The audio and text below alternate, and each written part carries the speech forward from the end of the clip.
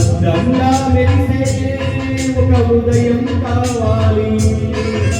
ఆ మదిలో వెలుగే తన రూపం చూపాలి. రెప్పల వెనక ప్రతి స్వప్నం కలలు లిఖిస్తుంది. రెక్కలు తెరిచే వెలుగులో కలని నురిస్తుంది. ఆ కలల నాడ కళ్ళు ఎవరని అడగాలి. పాటల